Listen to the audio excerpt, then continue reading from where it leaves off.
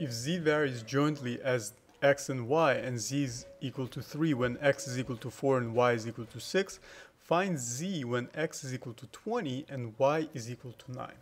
So the first thing to do is to write this phrase knowing that there's a joint variation, right? So z depends on the product of x and y, but also the constant of joint variation, okay?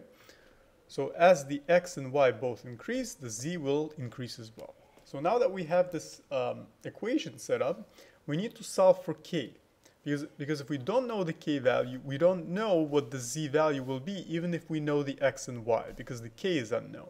So first we must use this information, z is equal to 3, x is equal to 4, and y is equal to 6, in order to solve for k. So let's substitute in those values. So 3 is equal to k times the 4 times the 6 for the y.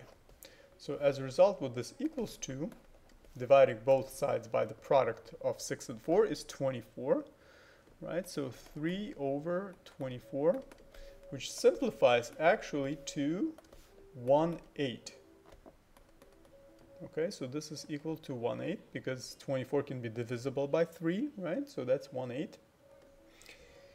And now that we have the k set up, solve for, we can write z is equal to 1/8 x y. So this is the complete equation that we now can use to solve for z when we know the x and the y, right? So z in this case will be equal to 1/8 times this guy, which is going to be 20, times this guy, y is equal to 9, right? So that's going to be 9.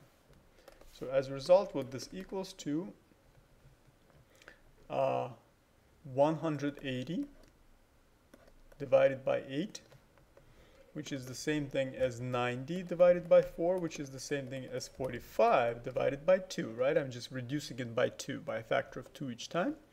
And as you know, 45 divided by 2 is 22.5. You have successfully solved a joint variation problem, understanding that first you need to solve for a constant of proportionality. Thank you so much for watching. Hope this was helpful. See you in the next video.